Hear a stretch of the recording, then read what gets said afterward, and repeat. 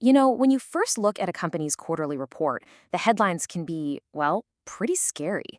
On the surface, this one looks like a total disaster. But what if I told you the real story is hidden much, much deeper inside? Today, we're going to peel back the layers of Huat's Q1 earnings and find out what's really going on. Let's dive in. All right, so the very first thing most people see is, of course, the stock price. And for Huat, yeah, it's not a pretty picture. The stock has taken a serious tumble from its 52-week high. That right there sets a pretty grim tone, and you can just feel the negative market sentiment. So the big question is, why? What's going on?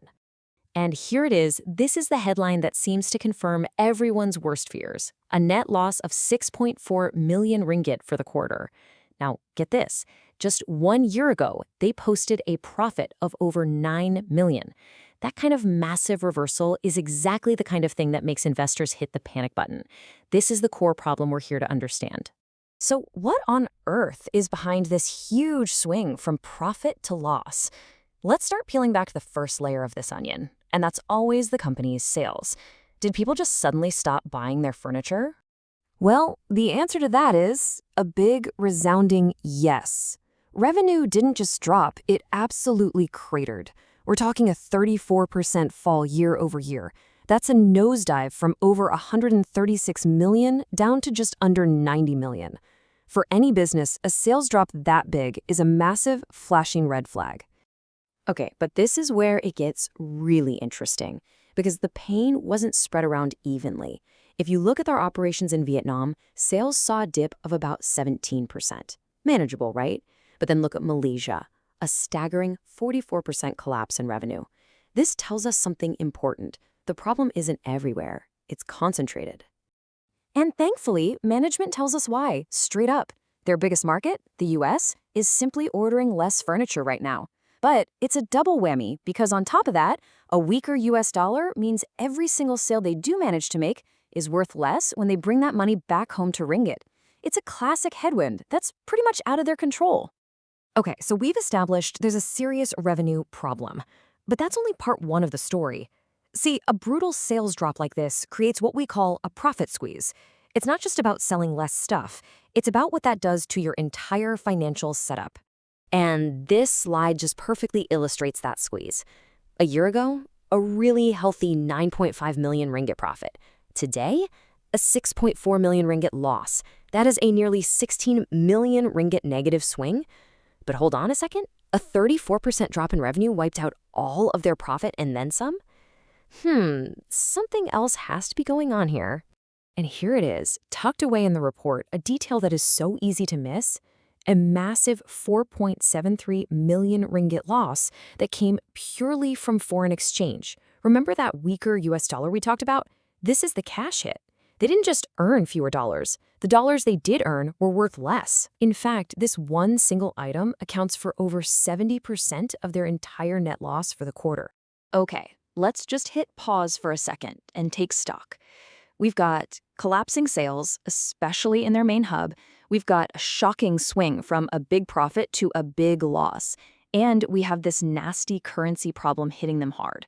Looking only at this information, you'd probably conclude that this company is in some serious, serious trouble, right? But this, my friends, is why you have to read the whole report. The income statement, the thing that shows profit and loss, only tells you what happened in the last 90 days. Now, we're going to look at the balance sheet, and what we find there is going to completely flip the script. This is the twist in our story. Get this. Huat has zero. Zilch, nada. That's right, absolutely no bank borrowings. In an economy where basically every company is leveraged up with debt, Huat owes the banks nothing. Let me ask you, does a company on the verge of collapse usually have a completely debt-free balance sheet? I don't think so. And it gets even better. Not only are they debt-free, they are sitting on a mountain of cash and investments, 279 million ringgit. Now compare that to their total liabilities. That's everything they owe to suppliers, employees, you name it. It's just 66 million.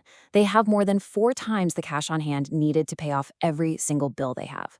This isn't a company in trouble. This is a financial fortress. So now we're looking at a massive contradiction. The income statement is screaming, crisis! but the balance sheet is calmly whispering stability. So how do we figure out what's really going on? Simple. We look at what the company is actually doing. Because in situations like this, actions speak way louder than quarterly losses. And right here is the ultimate act of confidence. In the very same quarter that they reported that scary 6.4 million loss, they turned right around and paid out 2.6 million in cash dividends to their shareholders.